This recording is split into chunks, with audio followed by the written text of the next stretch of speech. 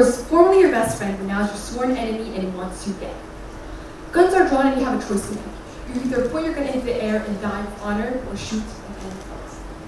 I'm telling you, the bullet in your gun right now is your legacy. All the wealth and power you have accumulated throughout your entire life is not in your hands. You either throw it all away and die as a hero, or shoot and live as a hero.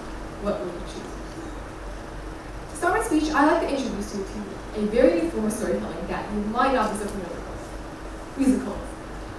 Yes, I'll introduce you to a musical that I watched recently, Hamilton, written by Lin-Manuel Miranda, and you'll see how he uses the art of storytelling to convey a story about legacy. So to start, the plot of Hamilton goes a little something like this. Hamilton, main protagonist, orphan immigrant without power, but takes every chance he gets and eventually secures his freedom. Aaron Burr, antagonist, fights alongside Hamilton, but is actually secretly jealous of his life. After America gains freedom, Hamilton joins the government while Burr himself is others to blackmail him. And after Hamilton's son dies, he takes a step back from pursuing power. Angry and losing his chance at presidency because of Hamilton, Burr challenges Hamilton in a duel, in which we spoke about earlier, where Burr shoots and kills him. Hamilton dies as a hero and Burr lives as a villain. The story of Hamilton uses music. Yes, music to convey a story. Unlike typical book stories which uses writing, it uses music.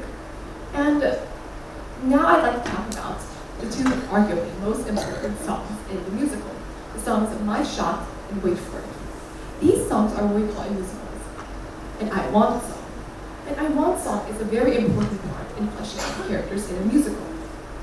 They describe the characters' desires, what they want, what they need to achieve, and what drives them to do what they do for the entirety of the musical.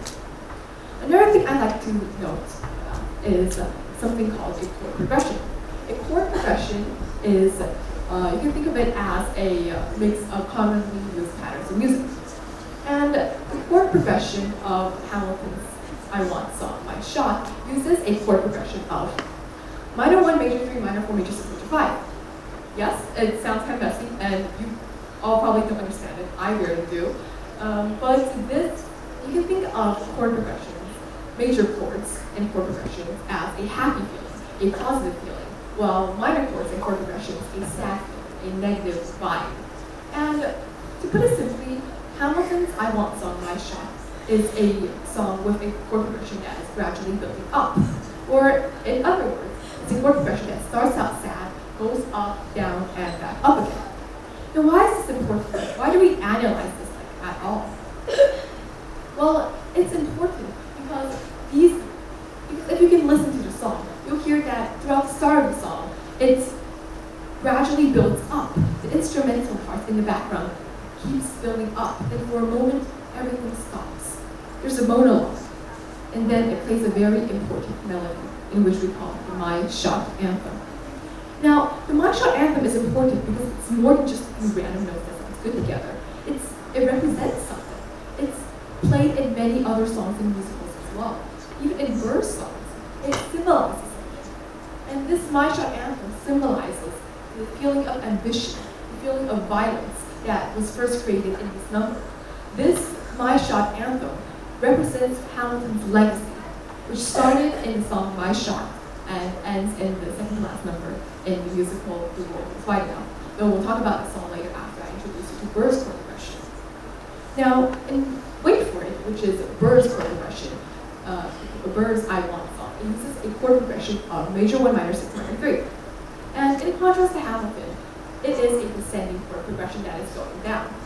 And what's funny and what's rare about this chord progression is that it perfectly describes Burr's character.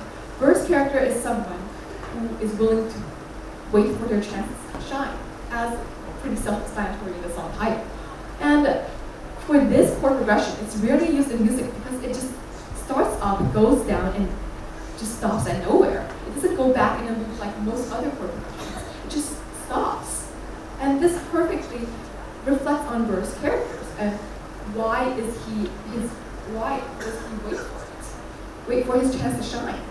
And if you watch this all, you can think of this as Burr being essentially on second base, and he's unable to come home. In fact, you literally need to wait for someone to come and come home. So essentially, Burr is on second base, while Hamilton is going around hitting home runs. But what I have to focus on now is the second to last number in the musical, The World Is Wide Enough. This song describes Burt and Hamilton's final conflict, in which Burt, enraged, challenges Hamilton to a duel, and he shoots and kills him. This left most of the song in verse progression, in verse perspective, and thus most of the song written in verse progression. But, however, throughout the song, in the background, you can still faintly hear Hamilton's wide-shot anthem echoing, as if, but this time it doesn't display that feeling of violence, the feeling of ambition anymore. It's just left as if it's a hollow shell, as if it's just there. Remember how we talked about legacy? Yes. Here it can symbolize that Hamilton's legacy had already fallen. Just like the title of the last song in the musical. You have no control who lives, who dies, who tells your story. Now let me bring you back to the question I asked at the very start. You're faced in a duel with a former friend, and you're faced between the decision between dying with your legacy intact and living where it shatters. What will you choose? Legacy. Quoted from the musical itself. Legacy. What is a legacy? It's planting seeds in your garden you never get to see. You think of a legacy as something you work very hard for, but you may never live to see the effects of your hard work. And why do people work so hard to achieve it? For the slim chance of where you may see it. For people to hear your story and pass it on for centuries. For people to see your story and tell it on within their family generation after generation. Without the art of storytelling, no one would have known who Hamilton was. No one would have known who he was, what he did, what he had accomplished. His story, his legacy, would just been drowned in a vast ocean of history, along with many others, just waiting to be forgotten. You have no control who lives, who dies, who tells your story, but others do. His wife, Lin-Manuel Miranda, me, everyone, and now you. Even if you don't even realize it, you've helped him out. Through the art of storytelling, you've let his story be told, his legacy be told. Thank you.